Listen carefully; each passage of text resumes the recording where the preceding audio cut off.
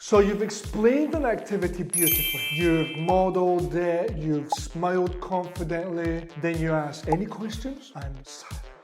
So you think, brilliant, they all understand. Then 2 minutes later, half of the class is doing the wrong thing. One student is drawing a horse, the other one somehow has opened Google Translate, and the problem is not your instructions. The problem is the question. Any questions? That's one of the least useful questions you can ask in any ESL classroom, because most of the times, students won't answer honestly. So today, I'll show you what to ask instead so that your students actually understand what to do before your activity starts.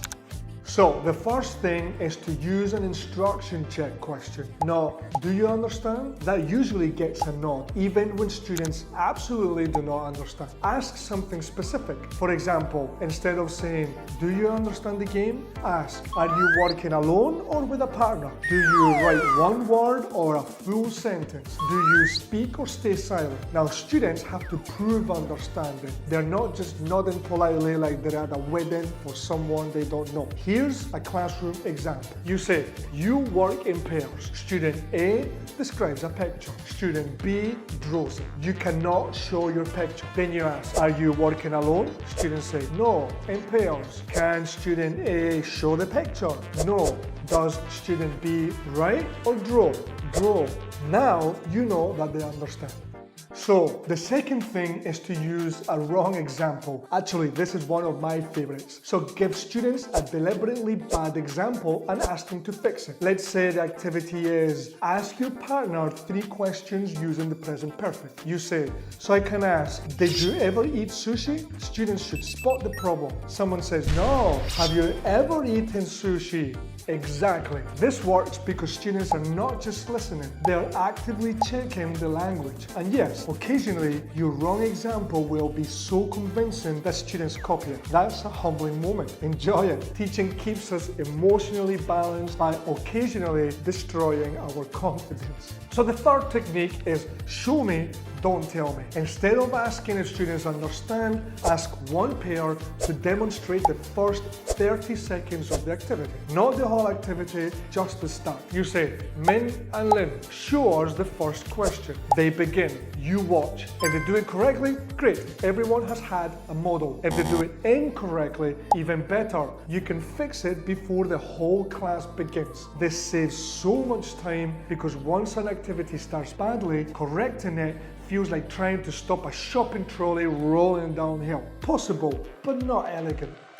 So the fourth technique is the one student repeats, one student improves method. Ask one student to repeat the instruction, then ask another student to add one missing detail. For example, what are we doing first? We ask our partner questions. Good. What details can we add? We ask 3 questions and write the answers. Excellent. Now the class has heard the instructions again, but from other students, not from you. This is powerful because students often understand peer language more easily than the teacher's language. Also, it stops you from becoming a human instruction machine. The fifth technique is the before you start checklist. Write 3 simple questions on the board. Who am I working with?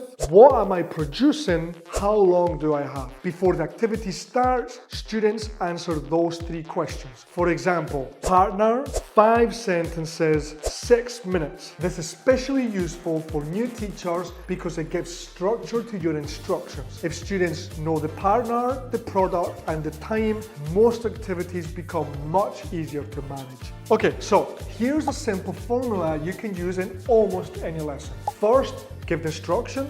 Second, model the task. Third, ask 2 instruction check questions. Fourth, show a quick example. Fifth, start the activity. That's it. Not a speech, not a TED talk, not a dramatic monologue about the importance of pair work. Just clear, short, checked instructions. Let's try it with a real example. Activity. Find someone who. Teacher says, stand up. Ask your classmates 3 questions. When someone says yes, write their name. You have 5 minutes. Then check. Are you sitting or are you standing? Do you ask one person or many people? Do you write answers or names, then you model.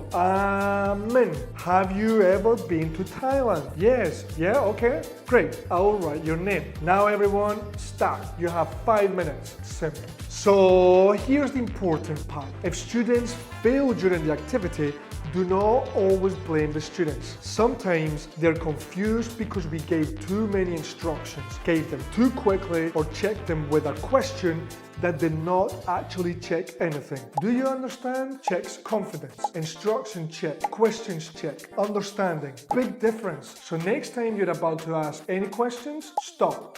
Ask something better. Ask, are you working alone or in pairs? What do you write? How many questions do you ask? How long do you have? What happens first? These questions will save your activity before it goes wrong. And when your students know exactly what to do, your classroom becomes smoother, calmer, and much more communicative. And if you want to build real classroom skills and become a certified ESL teacher, check out our TESOL courses online or in class at Inspire. Link in the description. And tell us in the comments, what is one instruction that students always misunderstand? Because I promise, every teacher has one. Thank you everyone for watching. I'm Adrian from the Teacher Trainers. See you in the next one. Happy teaching and happy clear instruction.